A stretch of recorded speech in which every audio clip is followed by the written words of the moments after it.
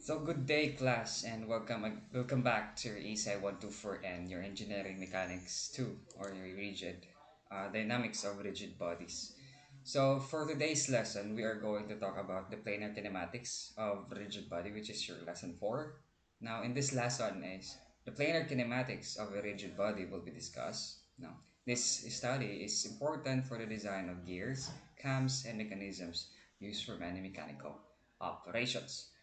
So before we start our main topic for today, let's just have a quick recap of what we have discussed.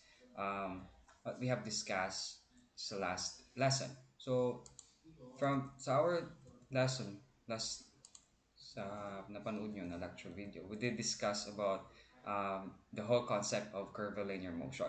So we did in curvilinear motion lesson, we did explain the principle of curvilinear motion. So, na-discover natin kung ano ba yung curvilinear motion. So, anong klaseng motion ba yan? No? Under sa kinematics. So, also we derived the equations relating to acceleration, velocity, time, and position of a particle moving in a curvilinear path. And then we did derive basic equations in the analysis of projectile motion. And then we discussed the components of acceleration of a particle in a curvilinear motion, yung normal and tangential components of your acceleration. And then we solve also problems in curvilinear motion as well as the motion of a projectile. So to proceed, our lesson contents will be the planar rigid body motion, translation, and lastly, your rotation about a fixed axis. And at the end of the lesson, the student must be able to discuss the principle of planar kinematics of a rigid body, explain what is planar rigid body motion, and then describe the concept of rotation about a fixed axis of a particle. And lastly, sa hindi mawawala, solve problems and rotation about a fixed axis of a particle. Okay, so to start, we're going to discuss first the planar rigid body motion. So, the planar kinematics of rigid body. Planar kinematics is important for the design of gears, cams, and mechanisms used for many mechanical operations. Kumbaga, in planar kinematics, focus lang siya sa mga object or rigid body that is moving on a rotation or like, nagro-rotate lang siya. So, meron siyang fixed axis. Oh, na, let's say, yeah, from this um, GIF. They have the rotation of your gears with respect to its no, the shaft. So, baga, yung fixed axis niya is your shaft. And then, nagmo-move yung gear. So, this is called the planar kinematics. Okay? So, um, the planar motion of a body occurs when all the particles of a rigid body move along paths which are equidistant from a fixed plane. Kunwari, ito yung fixed plane natin dito. Kumbaga, hindi lang siya focus. Like, plane siya mismo, but let's say it's also a fixed axis. And your particles or your gears here is your particles is moving along on a path, no? Which are equidistant from a fixed plane, which is, yeah, this like the radius is the equidistant. Pare-pareha lang yun, di ba? Pag rotate ka dito, rotate ka dito sa from right, and sa left, same lang pa rin.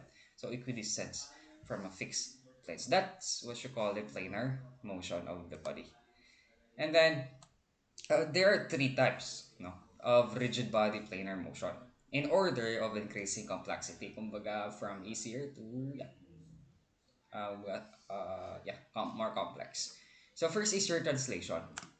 Second is rotation about the fixed axis. Yung translation, we did discuss about the rectilinear translation. That's a um, yeah, best example for translation. Yung rectilinear and curvilinear motion.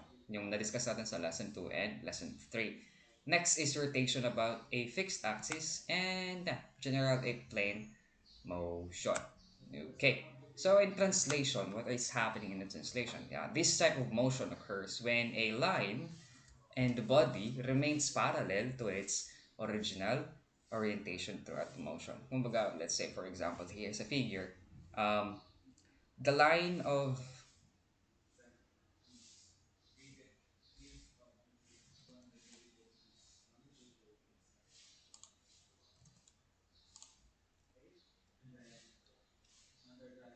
Kumbaga, the line of our motion or our path of our rectilinear translation, kumbaga, parallel pa rin yung orientation ng particles natin or its movement generally is same lang or parallel lang, parallel pa rin sa original orientation ng motion natin. Kumbaga, ganito. Same pa rin sila ng orientation from initially and after it moved. Okay? Ganun lang kumbaga yung translation, which is we did cite some examples from rectilinear motion and curvilinear motion.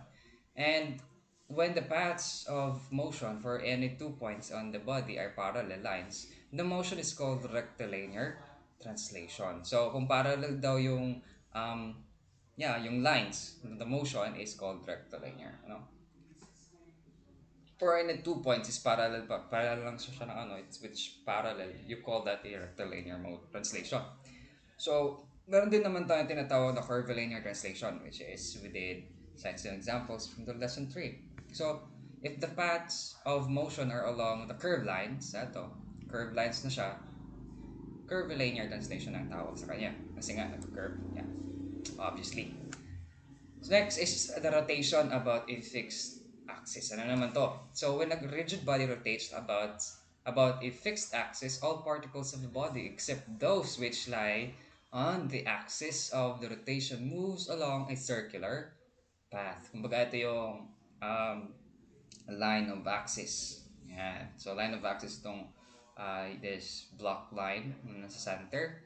And then your particles, which is this a black dot. And then if mo rotate, if magro-rotate siya in a circular path, you call that a rotation about a fixed axis. This is also a type of motion na nag-rotate siya on a fixed axis. Yan. So that's what you call the rotation about fixed axis. Next is the general plane motion. So, when a body is subjected to a general plane motion, it undergoes a combination of translation and rotation. Kumbaga, yan lang talaga yung idea when we are talking about general plane motion. Combination lang siya ng translation and rotation of at fixed axis. So, translation occurs when a reference plane and a rotation occurs about an axis perpendicular to the reference plane. Ayan, so perpendicular daw yung rotation sa reference plane. Okay?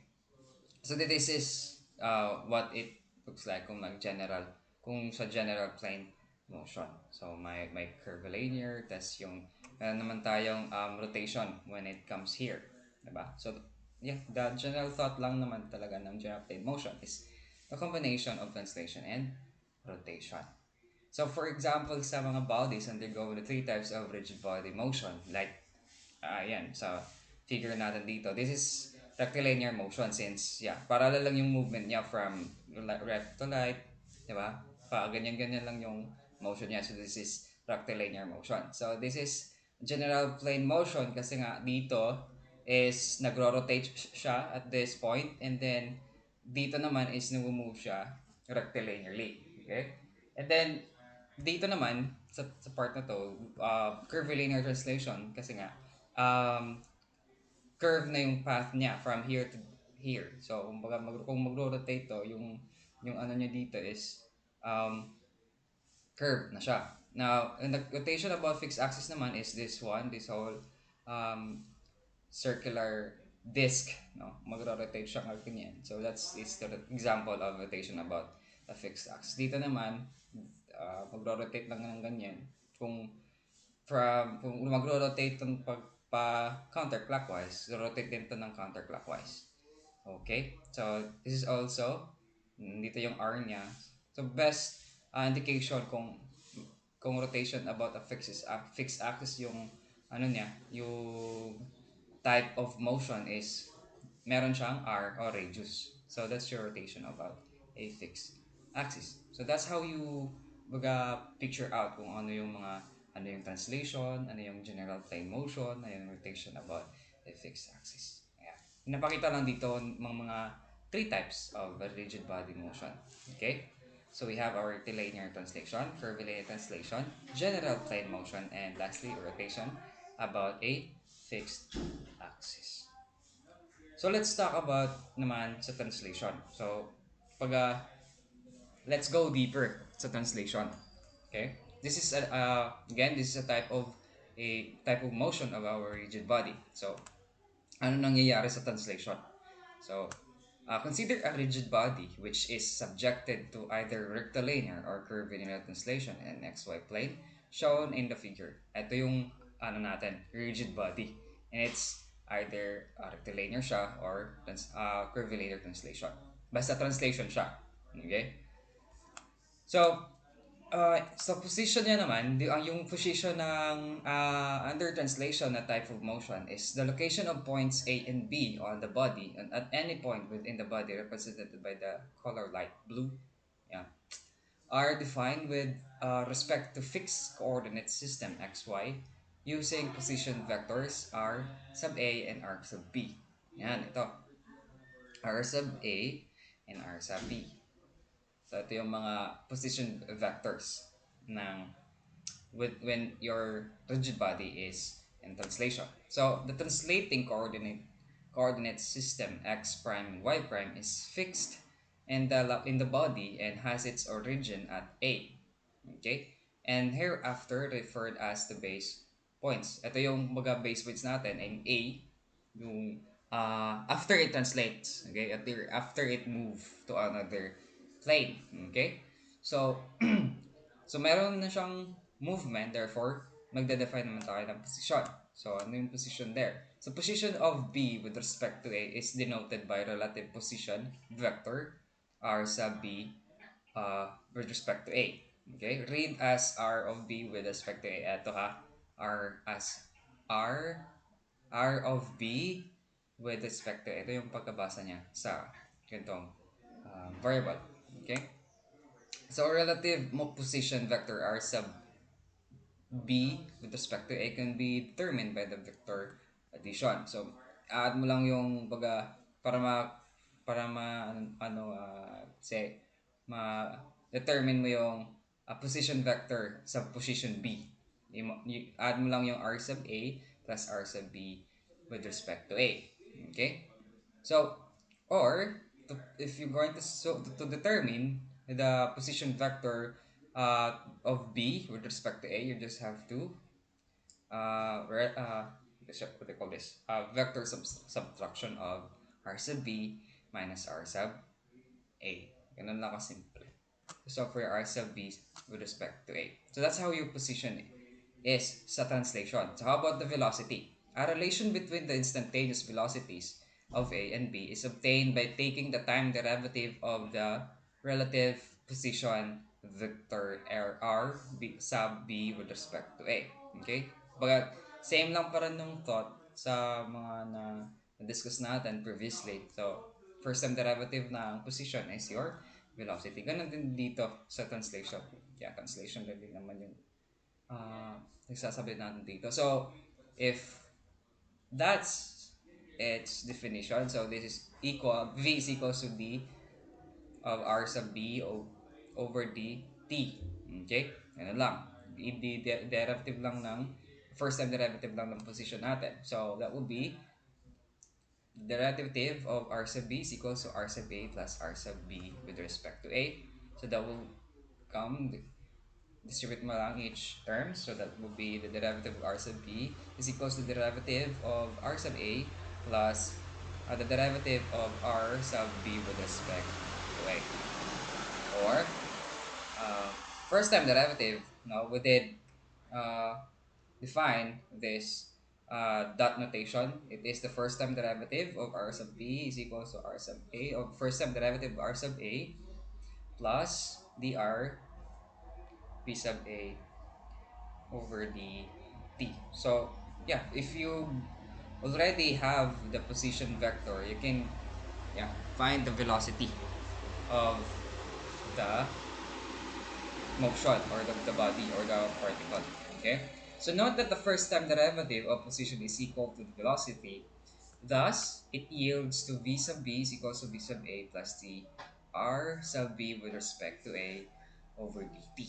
So, yeah. So, first time derivative ng basta ganito, equal lang yan sa v sub b. First time derivative of position is velocity of at point B. Okay? So from the equation above, v sub a and v sub b denote absolute velocity since these vector velocities are measured with respect to the fixed coordinate system x, y. Ito. So kumbaga, nasama dito, from the equation above, dito, itong equation na to, v sub a and v sub v denote the absolute velocity since these vectors velocity are measured with respect to the fixed coordinate system x, y.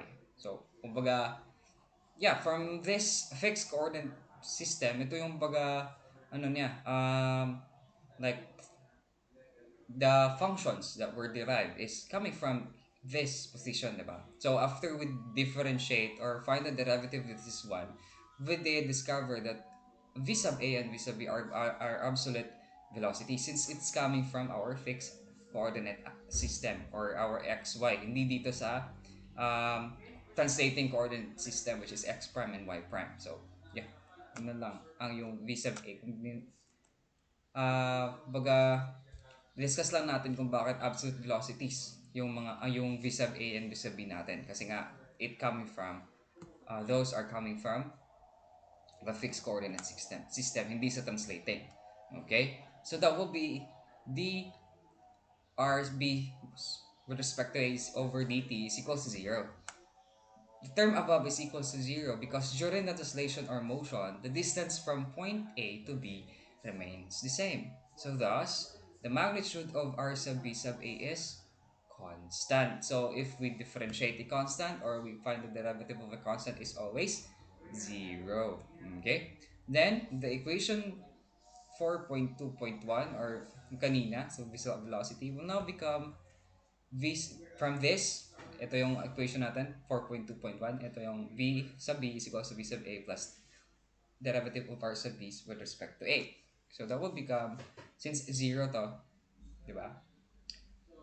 Kumbaga, this is constant. Kasi same lang yung initial position of our particle, no? Kasi nga, the change of the position with respect to time, that's your velocity. Now, if constant siya, so if constant, there's nothing changed, so the displacement will be equal to 0. And if that's or is constant, let's not just not say it's constant, no? Or there's no changes at all, di ba? So if we differentiate that and get the velocity, therefore 0 yung uh, resulting natin. Kasi nga, if the derivative of a constant is always 0. So, if this term becomes 0, so therefore, v sub b is equal to v sub a. Now, we can say that v sub b is equal to v sub a lang pala. Okay? So, from that, we can say for our acceleration will be kasi since constant, yung v sub a and v sub b, so walang changes at all. So, taking the time derivative of equation 4.2.2 yields a similar relationship between the instantaneous acceleration of a and b that will be equal to the derivative of v sub b is equals to v sub a. So, and or the dot notation of v sub b is equals to the dot notation of v sub a since to find or to determine the acceleration of each point, we're going to derive or find the derivative of the velocity of each points from the point A and point B para makuha natin yung acceleration on each point. So that will be the dot notation of v sub b is equal to the dot notation of v sub a. Okay, thus your acceleration, or you can say that A sub B is equals to S sub A pa rin. Kasi same lang sila. And then if you find the derivative of both sides, you get your acceleration. And since equal lang yung velocity from here, since constant sila dyan, or like equal din yung acceleration nila. Okay? So, equations 4.2.1 and 4.2.2 indicate that all points in a rigid body subjected to either rectilinear or curvilinear translation move with the same velocity and acceleration. Kasi nga, yung uh, yung pag-translate or pag-change ng position natin sa particle natin, it says there that the translating coordinate system is with respect to the fixed coordinate system remains constant. Okay? Since from the origin at point at the fixed coordinate system, nag-translate siya. If we translate that into x, y, x prime, y prime plane, same pa rin yung position nila on each coordinate system. So, from that, we can say that all points di in a rigid body subjected to either rectilinear or curvilinear translation move with the same velocity and acceleration. We did define kung bakit naging uh, same yung velocity and acceleration. Diba? So, from the position, we differentiate. We did discover that the v sub a, or the velocity of a point A is the same as the velocity at point B. So, if that's the case, same lang din yung acceleration. Okay? So with the statement above, we can say that kinematics of particle motion discussed in Module 2 and Module 3, or the lesson 2 or lesson 3, can be used to specify the kinematics of points located in translating rigid body. Yeah. Kumbaga, yung discuss natin sa Module 2, which is rectilinear, that's rectilinear motion or translation. And Module 3, we just specify the kinematics of points, located in a translating body. Kumbaga, from the lesson 2 to 3, that's your translation. Okay? And then lang simple yung translation, kumbaga. So, let's internalize muna kung ano ba talaga yung translation na gaganap sa again, that the rectilinear motion and curvilinear motion is under sa translation. Okay? Kasi nga, namumove another place, from one another to another uh, translating coordinate system. Kumbaga, nag-move agad yung particle natin, and then from that, with respect to the fixed coordinate system, we can say that it is the type of motion that is called translation. Okay? Ganun lang kasimple yung translation. So how about the rotation about a fixed axis? So this is another type of motion. Okay? So first we discuss about the translation. Okay?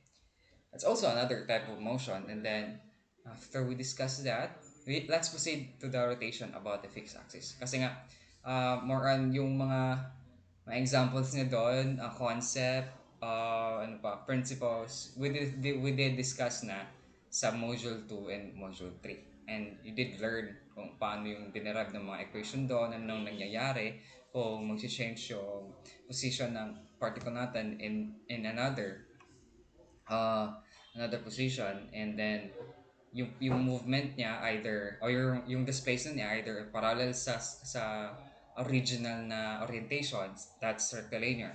If curve yung motion naman niya, that's your curvilinear motion. So how about rotation about a fixed axis? Paano naman to? Ano bang nangyayari sa rotation about a fixed axis? So why bother study this? Kasi nga, of course, kasali siya sa dynamics, since rotation is another type of motion, or another type of a movement or displacement, or another motion, yung rotation. So we must also consider this one kasi nga we are talking about dynamics, so the movement of our particles. So, rotation about the fixed axis. Consider the figure shown. Ito. Consider nyo to. When a body rotates about a fixed axis, any point P located in a body travels along a circular path. Di ba? So, P, point P, we say point P kasi nga particle. Yan. So, point P, itong black dot dito. So, if this particle rotates on a fixed axis, your P will move along a circular path or create a circular path. So, baga, yun lang yung very idea ng rotation about the fixed axis. Yung particle mo, yung particle mo move, ayan, in a circular path way. Okay? Yan lang. So, to study this motion, it is first necessary to discuss the angular motion, of course, of the body about the fixed axis. We must also know kung ano yung mga motion parameters when it comes to rotation with respect to a fixed axis. Ano bang nangyayari doon? Ano ba yung mga angular motion na nangyayari dito? So, first is your angular position. Meron tayong tinatawag na angular position.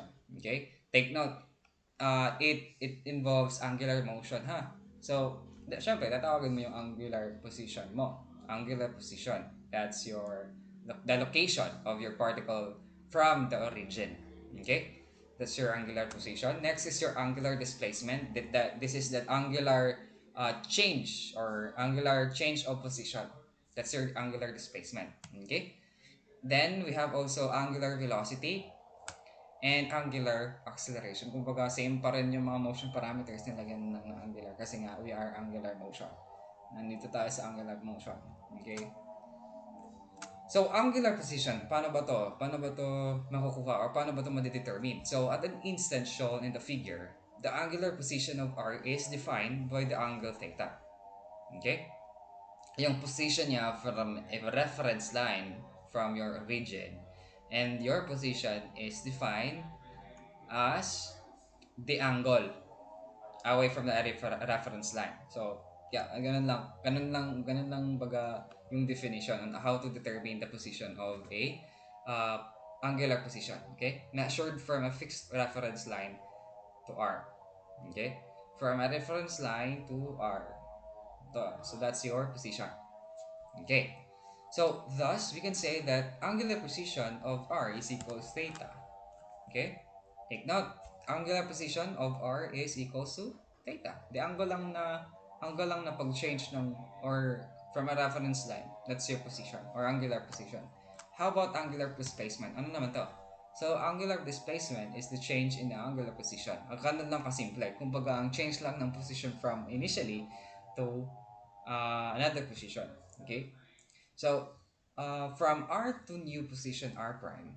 Yan. From R to a new position R prime. This is R prime. Ito yung another position or position ng particle mo when it moves at a certain time. Okay? Can be measured as a differential of angular position d theta and is called angular displacement. Kasi nga, change ng angular from initial angle from your reference line minus or the difference nga minus to final position sa pag-change after a certain time. So angular displacement is a vector quantity, and the magnitude of angular displacement d theta is measured in degrees, radians, or revolution. And ayan, so again, angle nga siya. So you must your unit so for your angle is R rather degrees, radians, or revolution. Okay. Note that 1 rev is 2 pi rad and pi is equals to 180 degrees. Take note class 1 rev is equals to 2 pi rad and your pi is equals to 180 degrees. Okay. So, since the motion is about a fixed axis, I'm not saying na pi is equals to 180 talaga, but pi is 3.14. Yeah, ganun. Okay? So, this is in rad and this is in rev. And this is how you convert the revolution to rad. And then, if you convert naman from rad to degrees, then yeah, pi is equals to 180. So, you just multiply that or substitute para makuha mo yung in degrees na unit. ng angle mo. So, since the motion is about the fixed axis, the direction of angular displacement, d theta, is always along the axis. Again, since the motion is about fixed axis, the direction of our angular displacement, d theta, is always along the axis. Along the axis lang talaga siya. Yung direction ha, direction of your displacement. Along the axis pa rin. Okay? So specifically, the direction of d theta is determined by using the right hand rule. Okay? Right hand rule. So, ang yung positive direction is paganto or yeah, pa counterclockwise if you uh, sa point of view mo sa top view. Kumbaga, yeah, it's moving the direction around your counterclockwise. Yung rotation, that's your positive direction. Okay? So, as shown in the figure, the fingers of the right hand are curled with the sense of rotation. Okay? The sense of rotation, yung ano natin ha, yung right hand ha, hindi yung left hand. Hindi na yung matatawag na right hand rule if you're going to use your left hand. Okay, so the fingers daw of the right hand, ito, are curled with a sense of rotation. Yan. Or your thumbs are pointing upwards. So in this case, the thumb or the theta points upward. Okay? Yan lang. So in the shaded plane shown in the figure 1, represented in the two dimensions, both angular position and angular displacement are counterclockwise. Yeah, so counterclockwise sila. Sa figure 1, ito yung figure 1 natin. This is the shaded plane represented in the two dimension. If we represent it as two dimension, hindi 3D or let's say if ano na siya, 2D na siya, of course, yung ano natin, movement natin or the direction of our position and displacement is pa-counterclockwise siya. Okay? Kasi nga po, if we view that at the top view, top view na ito. So, you can see there na pa-counterclockwise pala yung ano, yung orientation ng ano natin, mga dimensions natin for position and displacement. So, how about angular velocity naman? So, the time rate of change in angular position is called the angular velocity. So, time rate of change in the angular position. So, change ng angular position mo with respect to time. So, that's your angular velocity. So, we can determine the angular velocity, omega, by taking the first time derivative of angular position. Same thought pa rin, or same idea pa rin on how to solve for our velocity coming from our previous lessons, our rectilinear and curvilinear. So you just take the first time derivative of the angular position, then you have your angular velocity as well. Okay, so since the theta occurs during an instant of time dt, then the formula for the magnitude of angular velocity omega is yan. Angular velocity is equals to d theta over dt. Note that the angular velocity is a vector quantity, so it has a magnitude of omega is often measured in rad per second, while the direction as shown in the figure is along the axis of rotation of the body. Okay? So, ang direction niya is dito is along the axis of rotation. Okay? Yun lang, pa-counterclockwise. Kumbaga. Ito yung sinasabi ko kung if you view the top view of this shaded figure. If you view that on top view, ito yung mukha niya. Okay? Para mas ano siya. So when indicating the angular motion in the shaded plane shown in the figure, we can refer this to the sense of rotation as clockwise or counterclockwise. So iba naman yung kumbaga kung sa 2D or sa translation, yung direction niya either left or right. Dito naman is counterclockwise or clockwise since we are involving rotation or revolution. Okay? So, sabi dito, in the sense of rotation, we can refer as clockwise or counterclockwise. So, for example, based in the figure, we can choose counterclockwise rotation as the positive, then indicated it as the counterclockwise is our positive direction or positive sense of the direction. So that will be omega is equals to d theta over dt. Okay? Ganito lang simple lang. So from if move sa counterclockwise, it is positive. Kasi nga, yung reference line natin is here. So it moves counterclockwise. So this will be in positive sense, mga positive direction. Ganun ang ano yung angular velocity mo. So if 'di ba yung angular velocity is a vector quantity. So you must have your magnitude in its direction as well.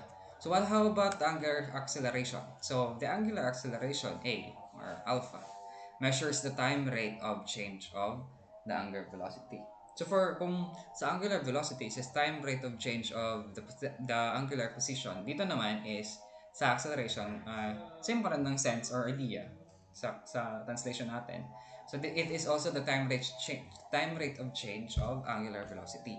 So how's that? So by taking the first time derivative of angular velocity, then we determine again, or same pa rin talaga ng idea from our translation. We can just find the first time derivative of the velocity, then we can have our acceleration. So that will be alpha is equals to d, or the derivative or first time derivative of our angular velocity over dt. So that's how you find your angular acceleration. You can also determine angular acceleration by taking the second time derivative of angular displacement. Since your angular velocity is the first time derivative of the position or angular position, then if i-differentiate mo pa again in the second time, that's your acceleration. So, ano yung ano niya? So, alpha is equal to d squared theta or your angular position over dt squared. Okay? Ano na kasimple. Thus, a alpha is equals d omega over dt, or it is also equal to d squared theta over dt squared. Oh, and your positive sense in your direction is counterclockwise. So the line of action of A or alpha is the same as with angular velocity, either clockwise or counterclockwise. However, the sense of direction if depends of if alpha depends on um, whether angular velocity or omega is increasing or decreasing. Kung decreasing yung angular velocity natin, then it's called an angular deceleration and therefore has a sense of direction which is opposite to our velocity or positive angular velocity. Kung deceleration siya, negative yung value natin or pa-clockwise siya. Okay, so we can obtain a differential relation between the angular acceleration, angular velocity, and angular displacement by eliminating dt from equation 4.3.1 and 4.3.2. So we can derive some useful formula from our or formula or relationship between the angular acceleration, angular velocity, and angular displacement. Now, since angular velocity is equal to d theta over dt, and that will be exposed to dt is equal to d theta over omega or your angular velocity, and your acceleration alpha is equal to d omega over dt, and that will be equal to dt is equal to d omega over alpha. So, equating those two equations, then we can have creating and arranging the data equation above, we will have our AD theta and mega times d mega. So, parang ano siya, familiar. So, this is your ADS is equals to BDV. Okay? Change lang kasi nga angular motion tayo dito. So, we'll use our angular position, angular acceleration, and angular velocity. So, this is first relationship if yung inequate natin with its dt, no, its time. So makukuha natin tong ganito. If hindi given yung time natin, then we can find each parameters if meron tayong position and velocity. Kunwari, if we're going to determine the acceleration and we are given the position and the velocity, then we can compute that easily. Okay? So notice that the differential relations for the angular motion and rectilinear motion of a particle, v is equals to ds over dt, a is equals to dv over dt, and ads equals to vdv is almost similar. So this is what I'm talking about. Okay, so what if our angular acceleration is constant? So if the angular acceleration of the body is constant, A is equals to A sub C, then the equations 4.3.1 and 4.3.2 and 4.3.4 when integrated. Same process when deriving rectilinear motion, constant acceleration formulas from module number 2.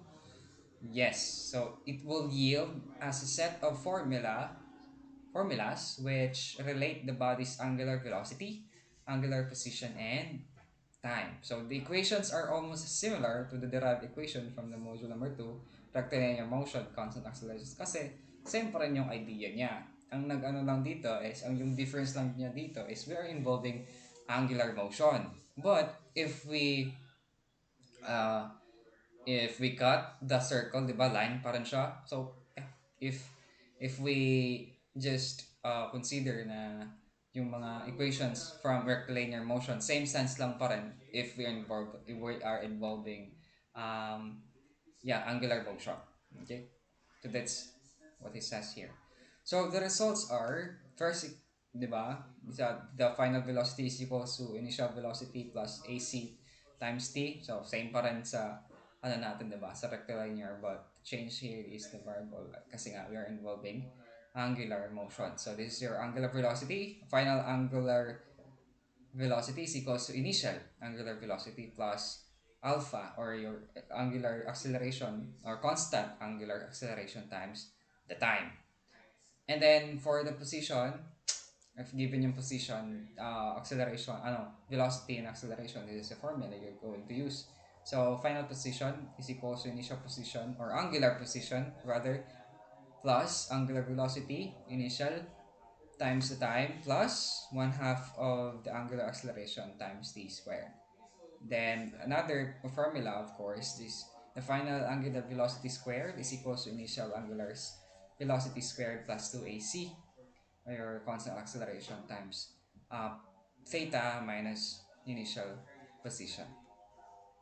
Note that theta sub O and omega sub O are limited initial values of the body's angular position and angular velocity, respectively. So this is our initialness. Alam na naman natin yan. Again, if na sub O, that's initial. Okay? So, what is happening at the motion at point P? Ano nangyayari sa point P? Okay? Point P, ito yung point P natin. So, consider any point in a rigid body that rotates about a fixed axis and say that point is P. So, at any point at the rigid body. So, we denote that point as P. Okay? So, that's the rigid body shown in the figure rotates. Point P travels along a circular path of a radius r with a center at point O. Diba? We all know that. So, what are the position and displacement of point P? So, how to define the position and displacement of point P? So, ds is equals to r d theta. Why? Diba? Diba kay circular to? And then, if we are going to find the ds, or the distance traveled, or the displacement traveled from this point to another point, is r d theta. This is your arc length formula, or arc length equation, diba? So where ds is the distance from initial point to the final position of simply the displacement of p. So hindi na siya angular displacement, hindi na siya, wala na siyang kumbaga, this is actually the like the displacement talaga niya, hindi sa angular. Okay? So r is the position vector from point O center to original position of P, and d theta is the angular displacement. So to find your ds, or your distance from the initial position to a final, or just displacement of your point P, is equals to r, or the position vector from the point O to the original position, as just the radius of the circle, but in a vector form, and your d theta is angular displacement. Okay, so the velocity of p has a magnitude which can be found by dividing the equation 4.3 by dt. Then we have yan. So we can just if this is the displacement, then we can just divide that the time interval. Then we can have our velocity at point A, a point P rather. So that would become ds over dt is equals to rd theta over dt. Di ba? This is your velocity actually. Mm. Hindi siya angular velocity ha. Magkaiba yun. So, velocity and angular velocity. Ito, velocity talaga siya ng point P natin as it rotates at point O. Okay? So, this is how you solve for our velocity. So, that will be r d theta over dt. So, v is equals to ds over dt and um, angular velocity is equals to d of angular position over dt. Okay? So, thus, v is equals to angular velocity times the radius or the unit vector of our position. Yan. Ganun na kasimple to solve for our velocity. Ano talaga yung velocity ng point P natin? That will be computed by the angular velocity times the position vector from point O to uh, final position on point P. Okay, as shown in the figure, the direction of velocity of P is tangent to the circular path. As we all know from our previous lesson, the velocity, diba, is the tangent of direction or the path of our particle. So, yeah. Ganun din dito. It's same thought pa rin or same idea pa rin yung velocity na pag ng definition of the velocity in here. So this it is always the tangent of the circular path or any path of our particle. Okay? Both magnitude and direction of V can also be accounted for by using the cross product of angular velocity and r sub p or the, yeah, position vector r from the center to the final point or final position of our particle. So as shown in the figure, r sub p is directed from any point on the axis of rotation to point P. Ayan, so directed from any point on the axis of rotation to point P. Okay? So we have velocity is equals to the angular velocity times or the cross product of our r sub P. Okay? So if that's the case, di ba, we all know that the cross product is sine theta or just multiply the sine of phi. This is phi. This is the angle from uh, your fixed axis from your, to call this, point P. So, ano yung angle niya? So, if you get the horizontal, yeah, the horizontal component of our r sub p, that will be equal to v is equals to angular velocity r sub p times sine phi or the angle from the fixed axis to the particle. Okay? So, note that r is equals to r sub p times sine phi shown in the figure. Okay? Or the horizontal component of the r sub p. Ang r. Yan. So, the order of vectors in equation 4.3.9 is important because cost product is not cumulative. That is, ayan, so, hindi sila equal. Okay? Hindi sila same. So, the cross product of, let's say, angular velocity of cross product by the unit vector from the center to the particle is not equal to, yeah, sa iba yung sense nito. So, review na lang yung cross product niya kasi from your statics. Okay? Just review bakit ganito. Okay? So, the acceleration of P can be expressed in terms of its normal and tangential components. So, ang acceleration niya dito is dalawa to express sa angular motion. Dalawa, yung normal and tangential components. So, applying acceleration equations or formulas from Module 3 or curvilinear motion, normal and tangential components that we have discussed, which are AT or A sub t or the tangential component of the acceleration is equals to dv over dt. Okay? And the normal component of the acceleration, we all know that it is computed by v squared over rho. This is the distance from the center O prime. Diba? ito yung distance niya, or just the radius from its concave per the center of the curved path. No, that's your just the radius of the row. And we all know that from our curvilinear motion. Okay, so setting rho is equals to r. We know that v is equals to, or velocity is equals to angular velocity times r from the equation 4.3.8, and a is equals to d omega over dt from equation 4.3.2. Then we get for the acceleration tangential component, ganito lang pala yun. Okay, since v is equals to the omega times r, so substitute mo lang. Okay, that will be d over dt times angular velocity times r is equals to the angular velocity d over dt times r. So this is acceleration actually, or the angular acceleration, di ba? Angular acceleration, rather. Angular acceleration, yung d omega over dt. So that will be equal to the tangential component of acceleration is equals to alpha times r. So ganun lang kasimple. If you already get the value of our alpha and multiply mo lang yung value niya sa r, then you can have your tangential component.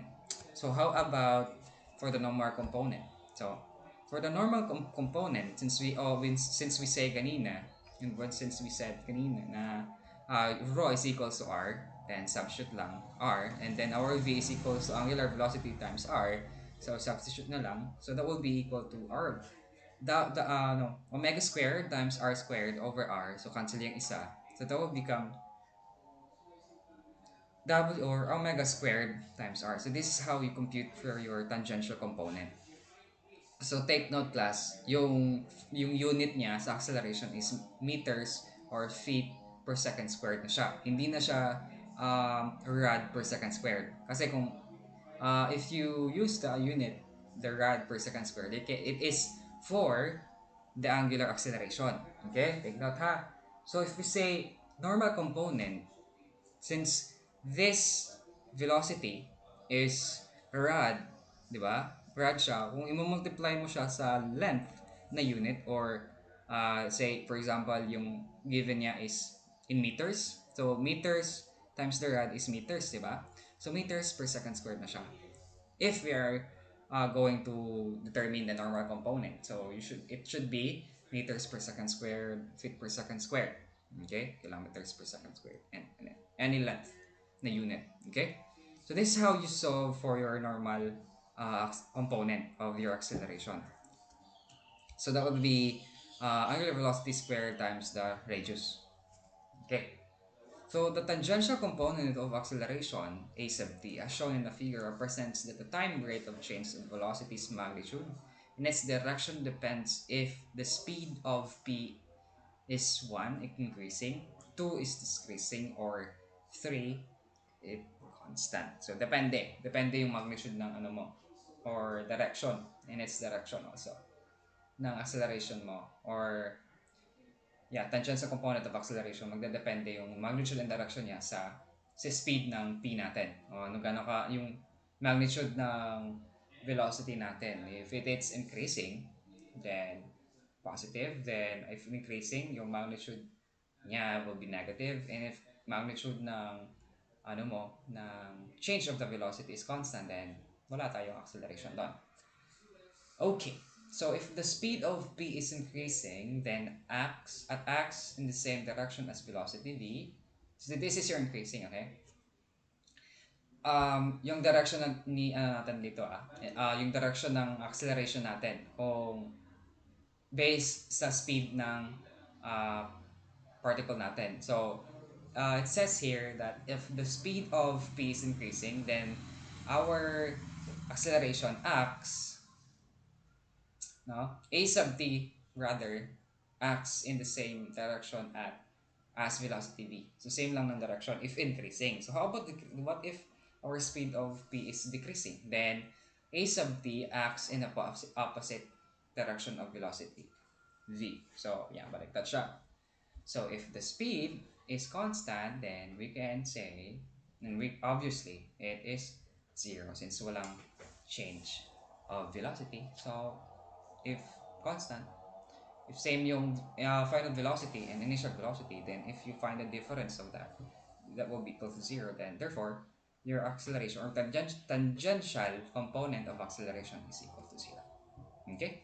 So the normal component of acceleration, a sub n, as shown in the figures, represents the time rate of change and velocities, directions, or direction. Okay? Note that the direction of a sub n, or the normal component, is always toward the point O. Okay? Toward point O yung direction niya always. Always, class, always. Kasi nga, pa-circular path state. Meron tayong ditong fixed axis kasi. Okay? If wala to, if meron tayong mga fixed axis sa labas, yun, syempre, it says here, always towards the point O. Of course, mag-change yung ano niya. Okay?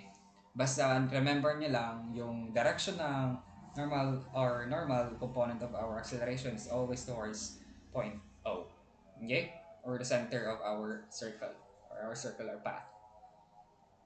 So like the velocity, the acceleration of point P can be expressed in terms of vector cross product. So taking the first term derivative of equation 4.8.9, we have, ayan, so if take the derivative both sides, we have the derivative of that dv over dt, so that would be equal to dw dt cross product by rp plus r sub p plus the omega times, yeah, this is the cross ano no product rule kasi nga if we differentiate the product of the two different variables, then we should use the product rule. So the derivative of the first variable times the, yeah, original value or original variable, so that will be r sub p plus, or the second variable r sub p plus, copy mo yung first derivative, oh no, first term or first variable times the derivative of the second variable. So that's how you get for your dv over dt. So recalling that a is equals to dv over dt and alpha is equals to d omega over dt, in equation 4.3.9 is simply first time derivative of r sub p, that is dr sub p over dt is equals to v is equals to the angular velocity times r sub p. So substituting, we have a is equals to alpha times r sub p plus omega times the omega times r sub p, or a is equals to a times r sub p plus w squared plus r sub p. So where the first term on the right has a magnitude of, ayan, so this is how you find the magnitude kasi nga cross product to eh, so you have to find first the angle of those two vector. Okay, so a or alpha is times r sub p sine theta is equals to a alpha times r is equals to a sub t, or a sub t is equals to alpha times r sub p sine theta, that will be r a or alpha times r. So ganun lang yung sa tangential. Okay, same thought pa lang kanina, same thought pa lang pa rin kanina, kasi nga yung alpha is the omega over dt, yeah, so same pa rin yung thought kanina. So pinakita lang dito kung bakit siya naging ganyan using the cross product of the our angular acceleration and r sub p, okay, of the two vectors. So by right hand rule, the cross product of the angular acceleration and the unit vector r sub t is in the direction of a sub t. Likewise, the second term has a magnitude, same pa rin. So w squared and a sub n. So kumbaga, if you're going to find the acceleration at point P, you need, di ba? Kasi nga, we need the tangential and normal component. So para makuha natin yung acceleration talaga ng particle natin. Hindi for tangential or for normal. Yung mismo acceleration niya talaga or the experience ng particle natin.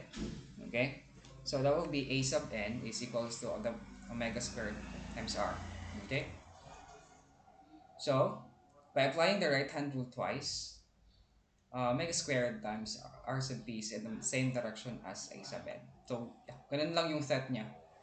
Okay, so note also that it has the same direction as negative r, observed in the figure A. Ito, di ba? Yung direction niya is negative r kasi nga yung positive sense ng r natin is pa outward sa O. And then we always say that our A sub n is always towards the point O. So kumbaga opposite sense siya to R from the point O to P. Okay? Then we can express A sub n in a much simpler form. Then we can W or no, omega squared times negative R. Kasi nga negative or opposite sense siya sa direction ng R natin. Kasi nga always towards the point O yung A sub n natin. But our radius or our position vector is pa-outward, so opposite side. So we can just negate this r to be negative r. Ganun lang. So your simpler form for your a sub n will be equal to negative angular velocity squared times r. So substituting equations 4.3.13, 4.3.14, and 4.3.15 to equation 4.3.12, we have a is equals to 80 plus a sub n. So this is how you solve for your, di ba, your ano talaga, yung acceleration niya talaga, hindi by components. This is the resultant acceleration from your tangential component and normal component. So, therefore, since our a sub t is already defined as well as for normal component for our acceleration, di ba? So, for a sub t, that would be a times r minus y minus kasi nga negative siya. The normal component is w squared r. So, that will be, so for the magnitude of acceleration and use Pythagorean theorem, since a sub t and a sub n are perpendicular to one another, then we can just find the magnitude of our acceleration by using the Pythagorean theorem. Then a is equals to square root of 80 squared plus a sub n squared. Then you can have for your acceleration. Then each acceleration is also already defined by the angular motion parameters. So, yeah. Kumbaga, ito yung magnitude ng acceleration na particle mo if it's moving in a circular path or yeah, if it's rotating on a fixed axis. So this is how you solve for your whole acceleration. So that's it. So a summary of our important points sa na-discuss natin is a body can undergo two type of translation, namely rectilinear and curvilinear translation. So during rectilinear translation, all points follow parallel straight line paths. On the other hand, during curvilinear translation, the points follow curved paths that are the same shape. Okay? Curve yung path niya but the same lang yung shape. Walang nag-change the shape. So all the points in the translating body move with the same velocity and acceleration. Okay? Same always. You from all points of our body. So same lang yung velocity and acceleration. Okay? Points located on a body that rotates about a fixed axis follow circular paths. Okay? Points located on a body that rotates about a fixed axis follow a circular path. Okay? Circular talaga always. Kasi nga, rotating about a fixed axis. Then you can imagine na, pa-circular yung movement niya. Okay? So the relation this is angular acceleration times the displacement or angular displacement is equals to the angular velocity times the derivative of angular velocity is derived from a is equals to alpha is equals to d omega over dt and omega is equals to d theta over dt by eliminating dt. Okay, we already discussed that one. So once the angular motion, angular velocity, and angular acceleration are known, the velocity and acceleration of any point on the body can be determined. So yung ano talaga yung velocity in each or any point at the rigid body or our body using if and only if yung angular motions natin is already known. Okay? Then we can now determine for our velocity and acceleration talaga. Kung ano yung mga gaano kabilis yung pag-rotate niya, ano yung acceleration niya talaga when it's rotating on a fixed axis. Yeah. So the velocity always act tangent to the path of motion. We already know that, or we already discussed that from the previous lessons, di ba? Always act tangent talaga yung path of motion ng velocity. Okay? So the acceleration of any point in a rotating rigid body about a fixed axis has two components. Okay? Namely, the tangential and normal acceleration. And we did discuss that from the previous lesson 3, the last topic. So, baga recall lang ng ano mga tangential and normal acceleration natin dito sa rotation about the fixed axis. Kasi it is used to find the magnitude of the acceleration talaga. So you need to find tangential and also as well as for the normal component. So for tangential, we did discuss that it measures that the rate of change no measures the rate of change in a magnitude of velocity and can be determined from a sub t is equals to a sub r. Okay. No, this is a not this is not a sub r. This is a times r. Okay, a times r siya. So let me just change this one. Change lang muna natin to uh, to avoid confusion.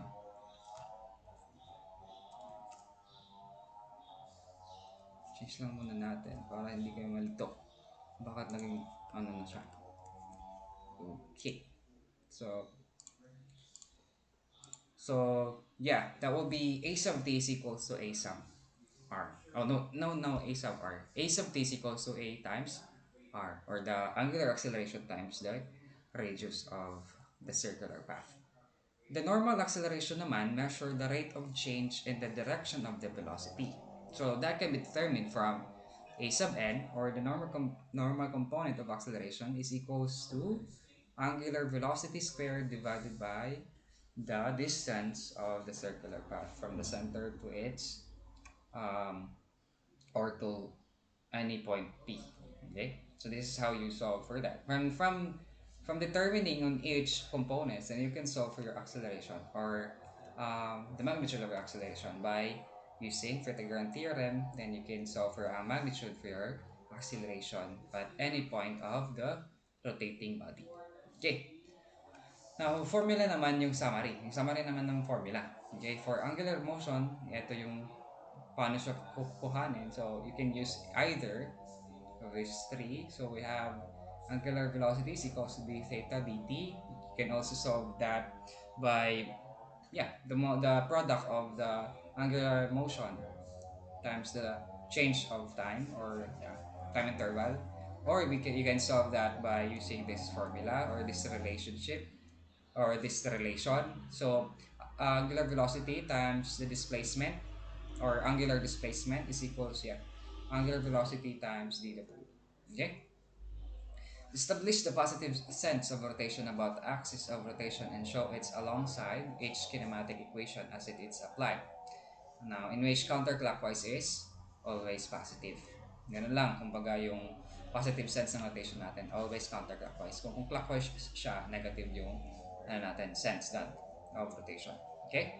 So, if a relation is known or given between any of the four variables, angular velocity, angular acceleration, or angular position and time, then the third variable can be obtained by using the one of the kinematic equations above.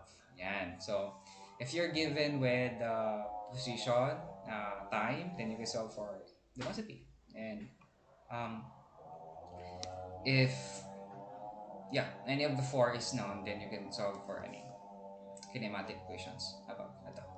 So, for constant angular motion, ito yung mga formula na derive natin. No? This is only for ang if constant yung angular angular acceleration. Ito lang yung ito yung mga formula na derive natin. Ito. Okay? So once the solution is obtained, indicate the sense of theta, or the position or angular position, angular velocity, and angular acceleration from the algebraic signs and their numerical quantities. Okay? Ayan lang. So, motion at point P naman, no?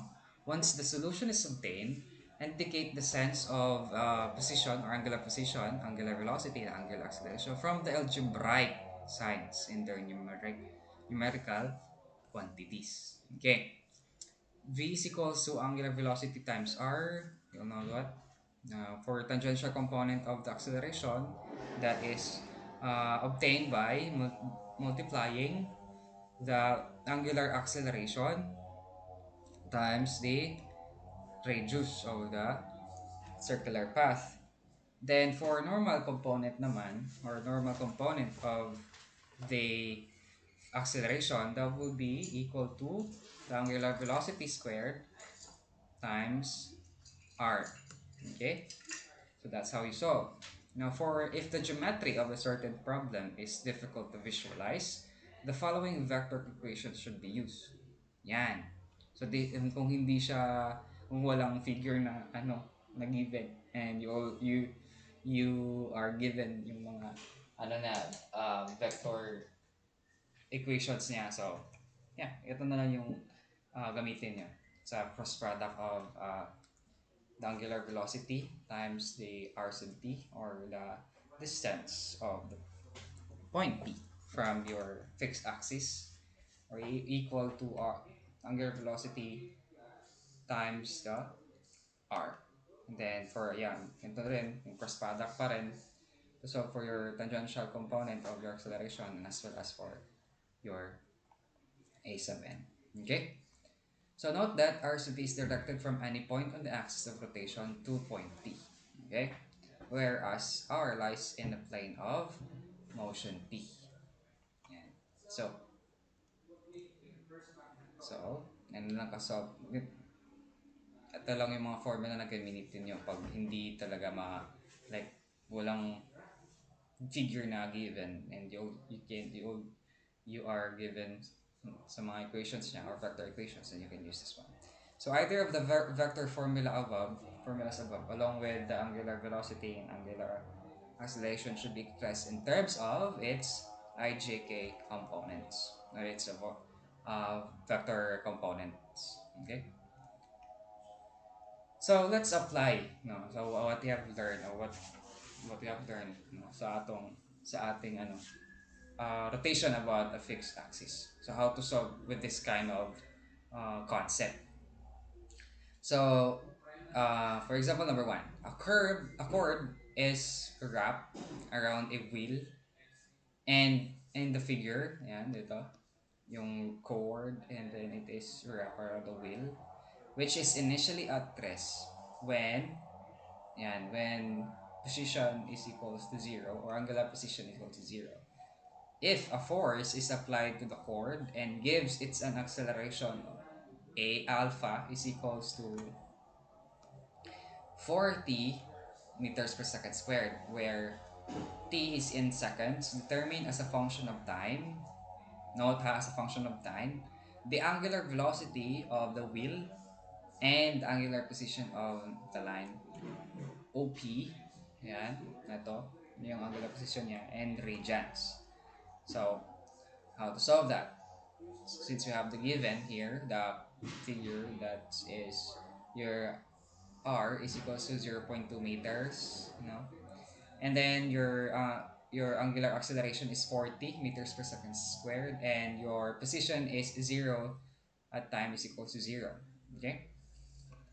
So angular velocity, your first requirement is your angular velocity in terms of, or as a function of time. Okay? And then angular position of the line, OP, as a function of time as well.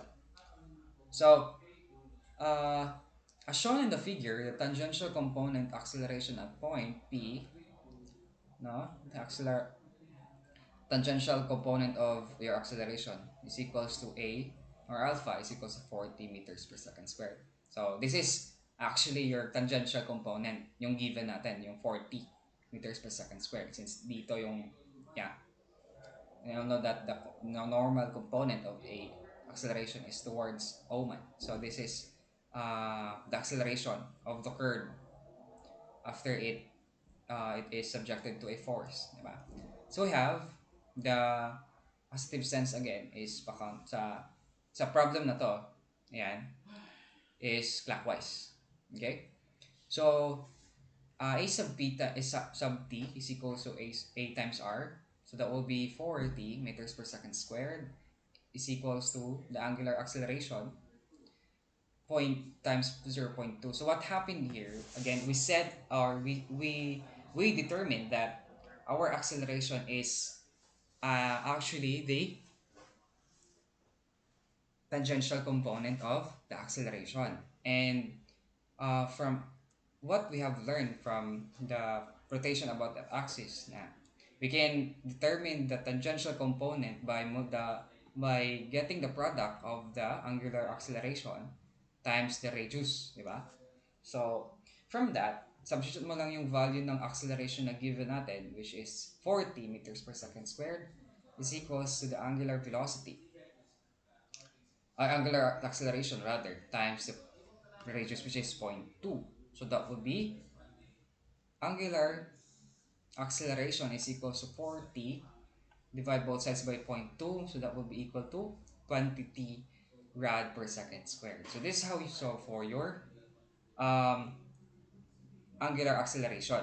Okay, then using the formula A is equals to the omega over dt and integrating the initial condition.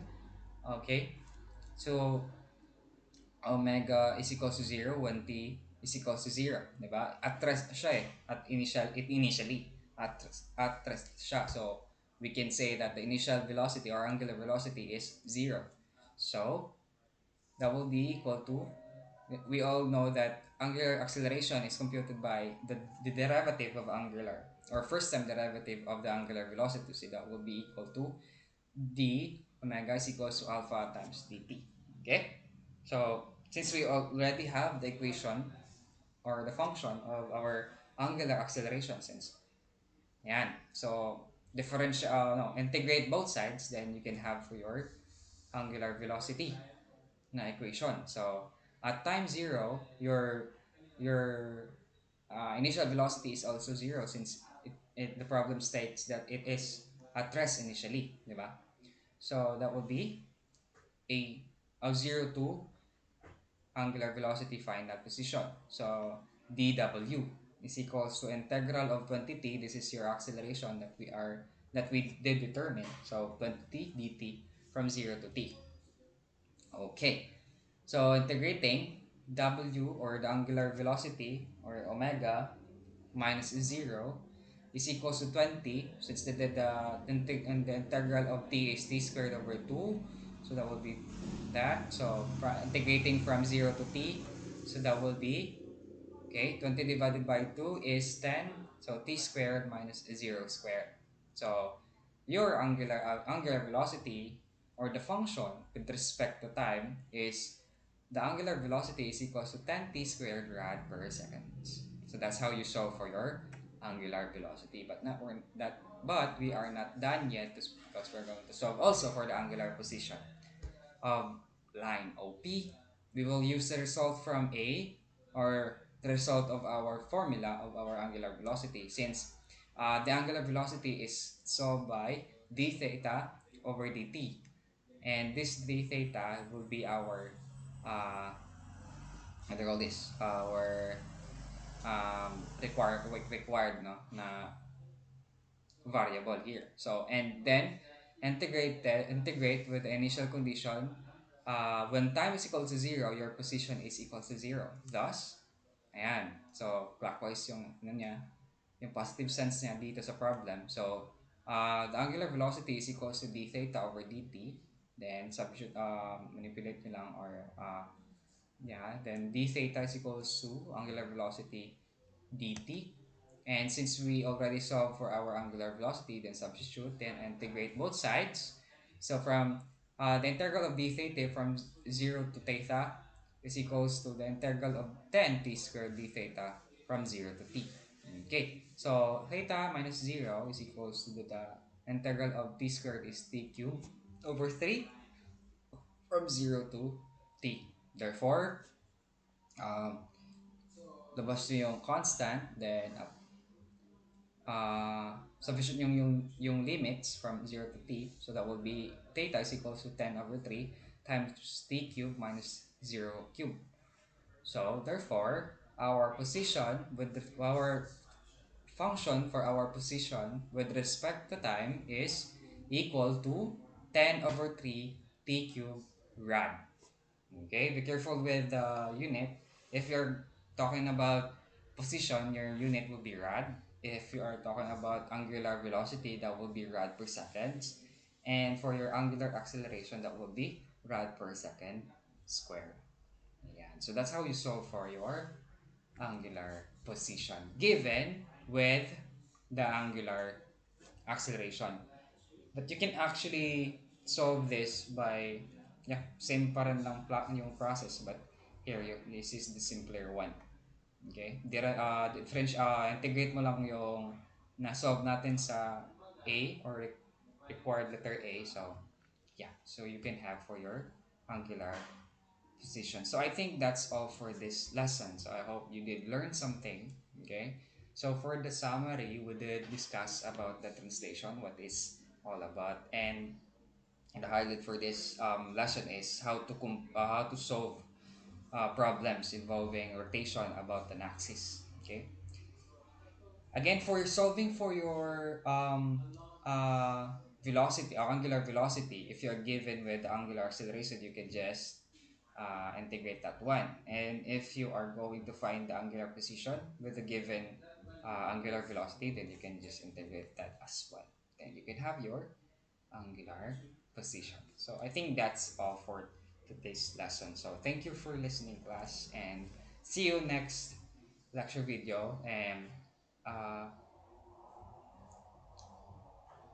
up next will be our kinetics of a particle, force and acceleration. So we will start for our kinetics na na section for our dynamic. So this, I think this is the last topic for our kinematics na part for our dynamics. So again, I hope you did learn something and see you next lecture video.